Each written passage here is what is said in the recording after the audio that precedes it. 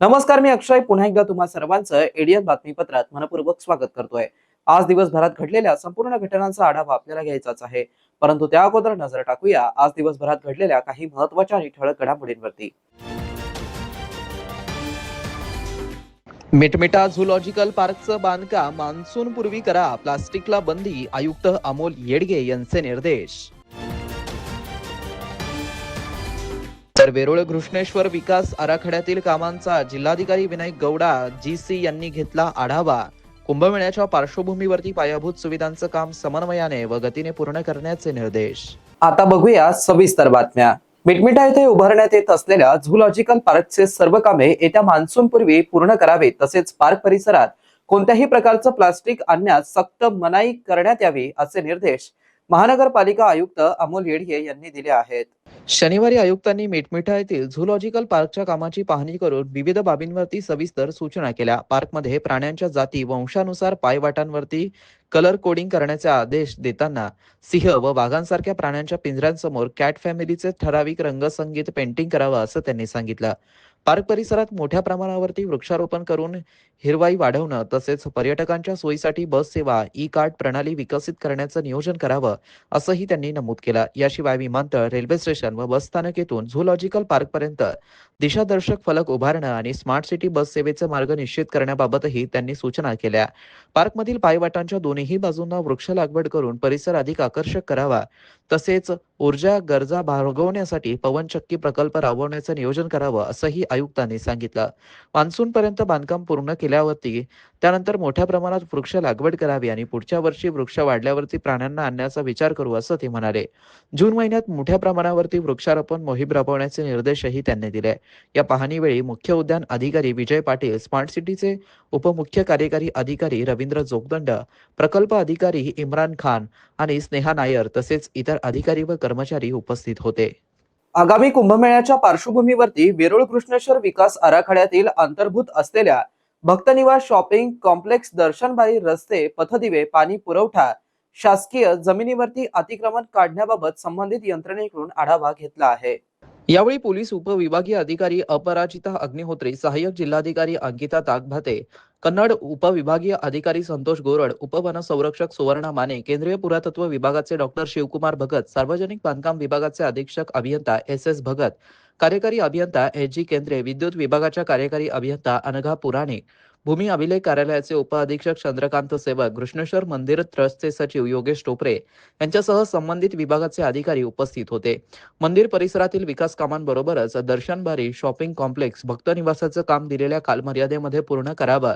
जर हे काम कालमर्यादेमध्ये नाही झालं तर संबंधित कंत्राटदारावरती त्यांच्याबाबत वाढीव निधी न देता कारवाई करण्याबाबतही निर्देशित करण्यात आलं। नवीन रस्ते, पाणी पुरवठा, वीज यंत्रणांची उर्वरित कामे त्वरित पूर्ण करण्याचे निर्देश जिल्हाधिकारी गौडा यांनी बैठकीत दिले आहेत। घृष्णेश्वर मंदिर परिसराची पाहणी करून विविध विकास कामांच्या अंतर्गत होत असलेल्या बांधकाम, पुरातत्व विभागाअंतर्गत येणाऱ्या संरक्षित वास्तू आणि परिसराचा विकास करण्यासाठी सार्वजनिक बांधकाम विभागाला योग्य ते सूचना, निर्देश आणि सहकार्य करण्याबरोबरच वरिष्ठ पातळीतून परवानगी मिळण्याबाबतही सहकार्य करण्याचं आवाहन जिल्हाधिकाऱ्यांनी पुरातत्व विभागाला केलं आहे।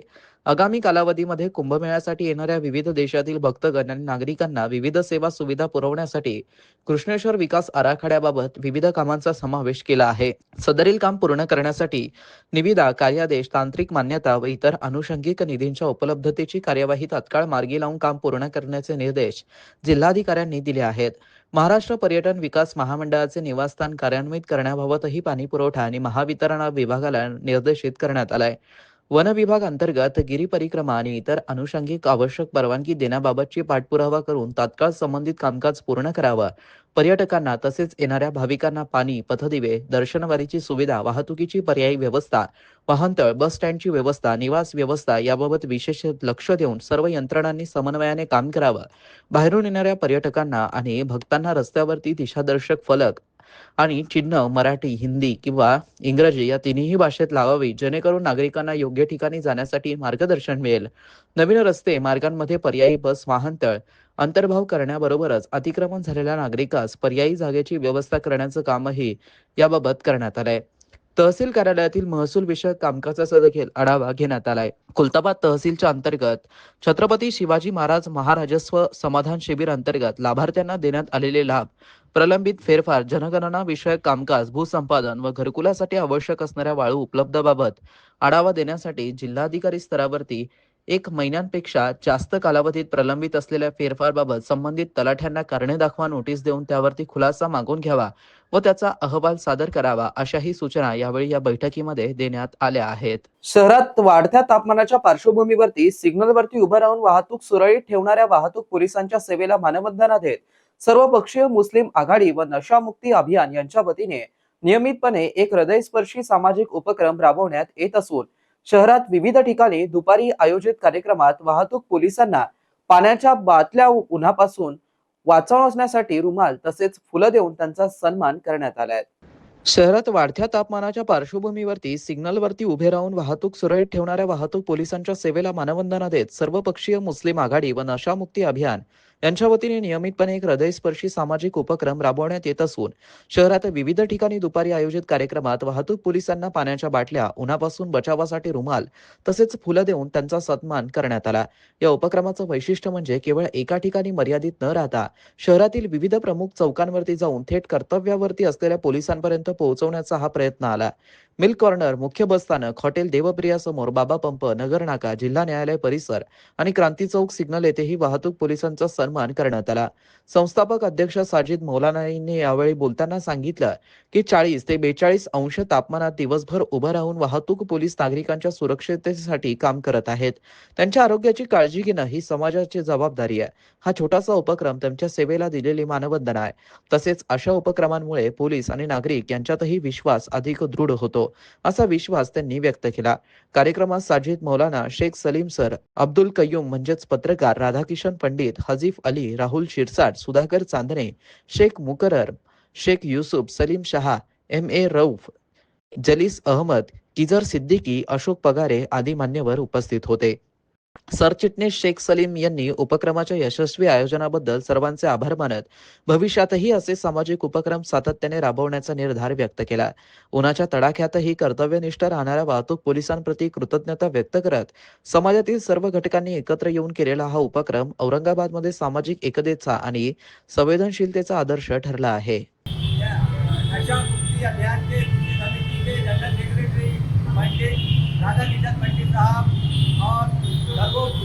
सर्वपक्षी मुस्लिम आघाड़ी के जनरल सेक्रेटरी शेख सलीम साहब और हमारे सभी पदाधिकारी जनरल दिलीप साहब और हमारे विकास साहब और इधर भाई और हमारे जेलिस भाई और हफीज भाई लड्डू भाई, ये सब जो है तो उपस्थित थे और इन्होंने जो है तो भरपूर जो है तो संगठन के माध्यम से जो है तो भरपूर अपने ताउन किया। इसलिए मैं उनका बहुत बहुत शुक्रगुजार हूँ।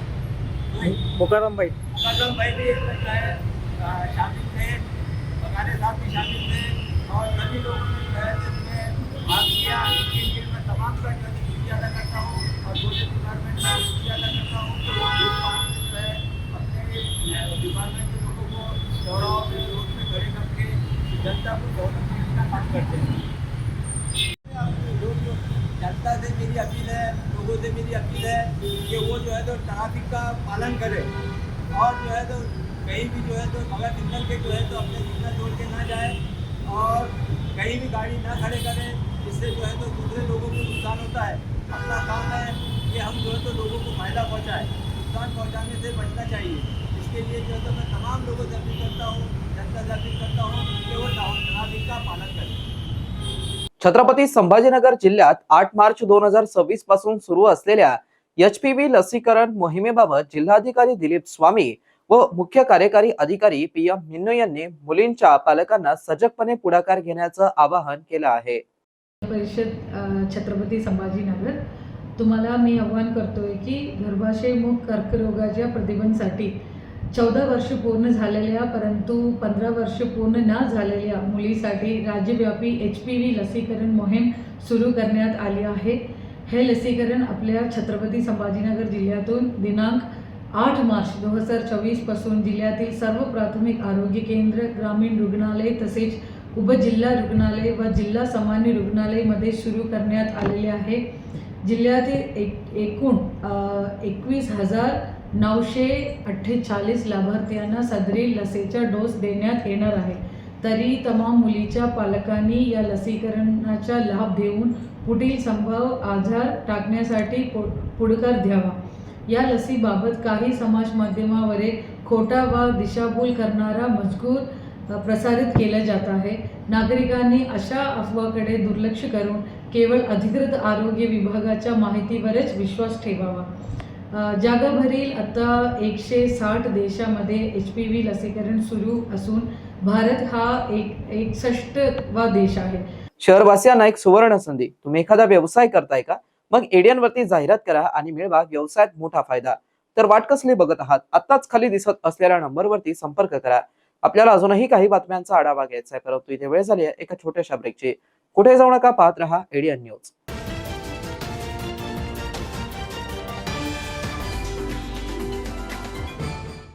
आपका लालच, डर और लापरवाही साइबर अपराधियों के 3 बड़े हथियार हैं।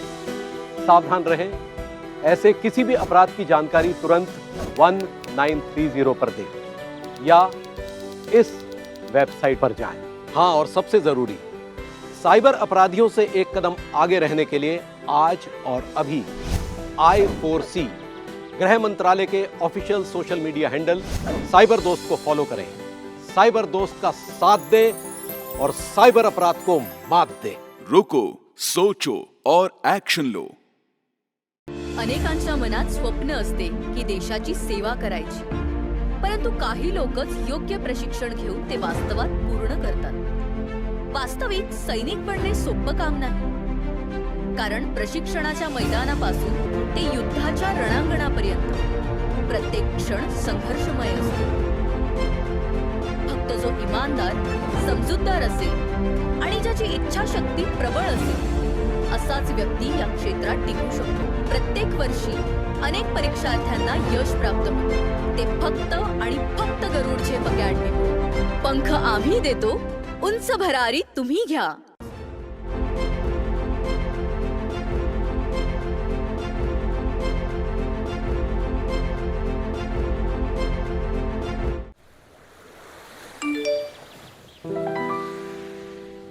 Ma'am your pre approved loan.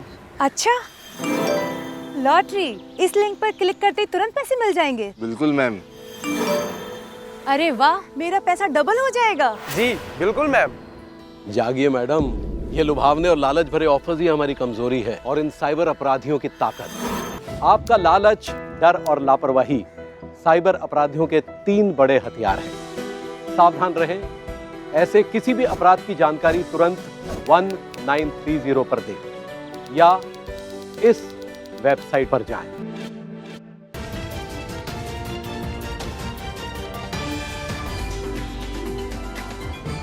Break नंतर पुन्हा एकदा स्वागत. आपण बघत आहात एडियन बातमीपत्र. मागील वर्षी डॉक्टर बाबासाहेब आंबेडकर यांच्या जयंती निमित्त मिरवणुकीत डीजे वाजल्याने शासकीय आणि खासगी रुग्णालयामध्ये 1800 पेक्षा अधिक नागरिकांना ऐकू येण्यासाठी त्रास झाला होता. त्यामुळे या मिरवणुकीत डीजे वाजवण्यात येऊ नये असं आवाहन पोलीस आयुक्त प्रवीण पवार यांनी शांतता समितीच्या बैठकीत केलं आहे. डॉक्टर बाबासाहेब आंबेडकर यांच्या जयंती निमित्ताने शहर पोलीस आयुक्त कार्यालयाच्या वतीने शांतता समितीची बैठक आयोजित करण्यात आली होती. या बैठकीत उपस्थित विविध मंडळांनी सूचना केल्या, तर स्टेज व उपस्थित प्रशासनाकडून उपस्थित अधिकाऱ्यांनी नियोजनाबाबत माहिती दिली. डीसीपी साहेब या संबंधित सर्वांना सूचना मंडळाला करीत आहेत. त्याच्यामुळे असं म्हणायला नको की 2 दिवस बाकी आहेत आज ते आपल्याला सांगतायत, परंतु काही मंडळांनी या ठिकाणी डीजे लावले असतील तर त्यांनी कृपया मर्यादा पाळावी. नसता मागच्या वर्षी आपल्यावर गुन्हे दाखल झाले होते आणि या वर्षी होतील अशी दाट शक्यता आहे. साहेब, राहिला प्रश्न बाकीच्या विभागाचा, पोलीस प्रशासन सोडून. पोलीस प्रशासन जेवढं कार्यकर्त्यांना सहकार्य करते तेवढं बाकीचे विभाग या ठिकाणी करत नाहीत. या ठिकाणी आदरणीय पालकमंत्री साहेब बसलेले आहेत, माननीय पोलीस आयुक्त साहेब आहेत, महापौर साहेब आहेत, उपमहापौर साहेब आहेत. मी यांना विनंती करतो की साहेब, पोलीस डिपार्टमेंट सोडून बाकीच्या महानगरपालिका एमएसएमई विभाग हे आपलं कर्तव्य या जयंतीमध्ये पार पाडत नाही. यांना आम्ही वेळोवेळी पत्रव्यवहार करतोय मागील 2 महिन्यापासून की या ठिकाणी जे काही तार लोंबकळलेले आहेत, ज्या ठिकाणी या ठिकाणी अपघात होतात, गाड्या मोठ्या मोठ्या सेटअप असल्यामुळे त्या गाड्या त्या ठिकाणून पास होत नाही. परंतु यांनी अद्यापपर्यंतही त्या ठिकाणी जे काही रस्त्यातले पोल वगैरे ते हटवण्याचं काम केलेलं नाही. आता 2 दिवसातही शक्य होणार नाही. आता दरवेळेस याच सूचना आपल्याकडे आम्हाला मांडाव्या लागतात. तुम्हाला विनंती आहे की आवाजाची तुम्ही मर्यादा घालून द्या. अर्थातच जो डीजे चालक किंवा जो जयंतीवाला त्या ठिकाणी त्या मर्यादा ओलांडत त्यांच्यावर गुन्हे दाखल करा, डीजे जप्त करा. परंतु हळू आवाजामध्ये डीजे चालवण्याची परवानगी पोलीस आयुक्तांनी दिलीच पाहिजे. तुम्हाला विनंती आहे. आणि दुसरी गोष्ट अशी की या ठिकाणी सार्वजनिक उत्सव म्हटलं की काही लोक जे आहेत ते दारू पिऊन त्या ठिकाणी कायदा सुव्यवस्थेचा प्रश्न निर्माण करू शकतात. अर्थातच पोलीस प्रशासनाला एवढीच कायदा व सुव्यवस्था राखण्याची जबाबदारी आहे ती कार्यकर्त्यांची सुद्धा आहे. 1 तारखेला जर आपली ही मीटिंग झाली असती तर अनेक गोष्टी या ठिकाणी सोयीच्या झाल्या असत्या. मग परवानगी असतील, मग डीजेचा मुद्दा असेल आणि इतरही मुद्दे असतील. परंतु आजच्या या ऐन वेळेवरती आपण मीटिंग ठेवल्यामुळे या ठिकाणी संभ्रमाचं वातावरण झालेलं आहे. बरोबर की नाही? तर माझी विनंती आहे की आपण आता या 2-3 दिवसामध्ये ज्या ज्या सूचना आमच्या सर्व मित्रमंडळी आंबेडकरी जनतेने मांडलेल्या आहेत त्या सॉल्व्ह करण्याचा आपण कृपया प्रयत्न करा. परंतु काही डीजे बाहेरून सुद्धा येणार आहेत. आमच्या ऐकण्यामध्ये असं आलंय की आपण नाकाबंदी करून ते डीजे येऊ देणार नाहीये. तर आम्हाला आपली विनंती आहे, जो काही आपला नियम असेल, जो काही डिस्ट्रिक्टचा नियम असेल त्या नियमामध्ये कोणतेही डीजे असू द्या ते वाचतील, परंतु आपण कोणत्याही डीजेवाल्यांना अडवू नका. सध्या तरी आमची आपल्यास विनंती आहे.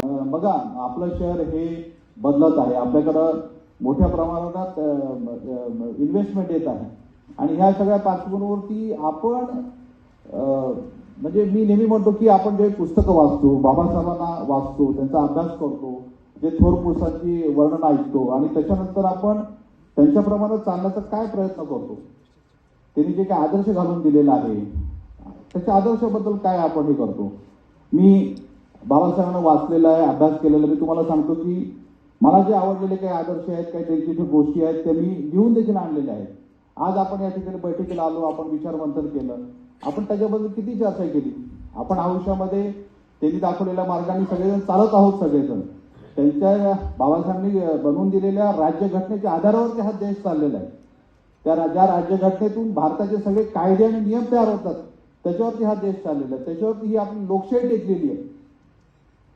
बघा, आपण आपल्या शेजारच्या देशामध्ये काय परिस्थिती आपण बघतो जिथे लोकशाही नाही त्या ठिकाणी.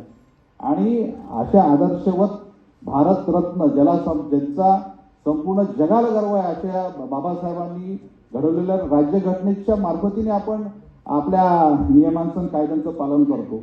मला असं वाटतं की काही मी लिहून आणलेले आदर्श जे मला भावले, आवडले आणि तुम्हालाही सगळ्यांना माहिती आहेत. परत आपण त्याचं रिपिटेशन ह्याच्याकरता करावं की ते आपण अंगीकृत करावं. जसं बाबासाहेब नेहमी म्हणायचे की शिका, संघटित व्हा आणि संघर्ष करा. बरोबर आहे. आपण योग्य गोष्टी करता शिकलं पाहिजे, आपल्या कुटुंबाकरता, समाजाकरता शिकलं पाहिजे आणि संघर्ष केला पाहिजे. आपण त्यांनी म्हटलेलं होतं की सर्वांकरता समानता पाहिजे. आपण समानतेने आणि सगळ्या समाजाला आणि सगळ्या कुटुंबाला, आपल्या आजूबाजूला सगळ्यांना एकत्र घेऊन या जगामध्ये वावरलं पाहिजे, चाललं पाहिजे. सगळ्यात महत्त्वाचं माझ्या दृष्टीने ॲज अ पोलीस ऑफिसर मी म्हणेन की संविधान व कायद्याचा आदर करा. संविधानाबद्दल आपण नेहमी बाबासाहेबांबद्दल बोलतो. मी म्हणतो की संविधानातून तयार झालेला कायदा, आता हा जो कायदा आहे ज्याच्यावरती आपण डीजे बद्दल लाऊडस्पीकरवरती बोलतोय, हा त्या संविधानातून तयार झालेला कायदा आहे. त्या लोकसभेने, त्या विधानसभेने पारित केलेला कायदा आहे. आपण कायद्याचं पालन करायचं नाही. ज्या बाबासाहेबांनी संविधान तयार केलेले त्याच्यातून तयार झालेला हा कायदा आहे आणि हे समाजाकरता ठेवलेले आहेत. आपल्याकडे हायकोर्ट आहे या ठिकाणी. डॉक्टर बाबासाहेब आंबेडकर यांच्या जयंती निमित्ताने शहर पोलीस आयुक्त कार्यालयाच्या वतीने आयोजित शांतता समितीच्या बैठक पालकमंत्री संजय शिरसाट यांनी मार्गदर्शन करताना डीजे बाबत आणि अन्य विषयांवरती मत प्रदर्शित केलं आहे. काम करा, तुम्हाला विरोध हा असणारच आहे. पण एक काम तुम्हाला सांगतो ते चांगलंच करा. दारूचे जे धंदे आहेत ना ते बंद करा. दारूचा धंदा म्हणजे तुम्हाला असं वाटत असेल की दारूच्या धंद्यामुळे एखाद्याची पिढी बर्बाद करतोय, इथपर्यंत मर्यादित नाही येते. एक नव्या डॉनला आपण तिथं जन्म देतोय. तो दारू विकणारा हा सगळ्यात मोठा दादा तिथं समजला जातो, कारण पिणारा माणूस एवढ्या काही परिस्थितीत असतो की त्याच्या समोर त्याच्या बायकोला शिवी दिली जाते, त्याच्या पोराला शिवी दिली जाते, आणि तो नशेतच असतो. तो म्हणतो ठीक आहे, तिला शिवी दिली हरकत नाही, पण मला उद्या दिसून एक बाटली. हे डॉन तयार करतोय आपण या शहरामध्ये. हे खऱ्या अर्थानं आपल्याला घातक आहे. याच्यावर मोका लावायची कारवाई अशी धुमधडाक्यात करा की उद्या त्यांना काही झालं पाहिजे, जाणीव झाली पाहिजे. डायरेक्ट हे दारू आणि हे बटन, त्या बटनामध्ये मी दुसरं कोणतं तरी नाव आलं. परवा दिवशी सुट्टी साहेबांना मी फोन करून सांगितलं, ते कोणतं तरी बटनाचं नाव आलं नवीन. कोणतं? कोरेक्स. थैली देत नाही, बॉक्सच्या बॉक्स यायला लागलेले. यांच्यावर कारवाई करायला मागं पुढं कधीच पाहू नका. हे बघा, या गोष्टीमध्ये मी आयुष्यामध्ये 2 लोकांच्या बद्दलचं मी माझं ओपिनियन मी पाहिलेलं, मी अनुभवलेलं. एक दारू पिणाऱ्याचा संसार कधी चांगला चालत नाही, आणि दुसरा व्याजाचे पैसे वाटणाऱ्याचा चालत नाही. एक नंबर. म्हणून मी हे 2 लोक आयुष्यात किती कमवले तर सुखी नाही, त्यांचा पैसा आपल्याला खायचाच नाही, तर मग आपण तर दुखी होऊन जाऊ. म्हणून यांच्यापासून सुद्धा तर सावध राहिलं पाहिजे. हे आंबेडकर जयंती साजरी करतानाचे आपण अनेक प्रयोग केले पाहिजे. आणि त्या बाबासाहेब आंबेडकरांमुळे आपण मोठे झालेलो आहोत, त्यांची जयंती तेवढ्या धुमधडाक्यात साजरी झाली पाहिजे. मी सुद्धा एक प्रयोग करतोय आता. 13 घरच्यांना तेवढं समजून सांग. सुरुवात आपल्या घरापासून करा. कोणी का असा ना, आपलं घर आपण नीट तर आपलं घर नीट. समाजसेवा, शिक्षण, आरोग्य, पर्यावरण आणि सामाजिक न्याय या विशेष क्षेत्रांमध्ये उल्लेखनीय कार्य करणारे समाजभूषण डॉक्टर भीमराव हत्ती यांना प्रतिष्ठेचा भीमरत्न पुरस्कार जाहीर करण्यात आला असून doctor Babasaheb Ambedkar memorial society Mhow Madhya Pradesh यांच्या वतीने हा पुरस्कार प्रदान करण्यात येणार आहे. दिनांक 14 एप्रिल 2026 रोजी आयोजित भीमजयंती महोत्सवात मध्य प्रदेशचे मुख्यमंत्री डॉक्टर मोहन यादव यांच्या हस्ते हा सन्मान प्रदान केला जाणार असल्याची अधिकृत माहिती सोसायटीच्या पत्राद्वारे देण्यात आली आहे.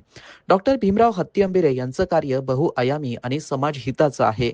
त्यांनी परभणी येथे मागील 25 वर्षांपासून, हिंगोली येथे 5 वर्षांपासून आणि छत्रपती संभाजीनगर येथे मागील 4 वर्षांपासून सामूहिक विवाह सोहळ्याचं यशस्वी आयोजन केलं आहे. या उपक्रमाअंतर्गत आतापर्यंत 3000 पेक्षा अधिक जोडप्यांचे विवाह पार पडले असून आर्थिकदृष्ट्या दुर्बल घटकांना मोठा आधार मिळाला आहे.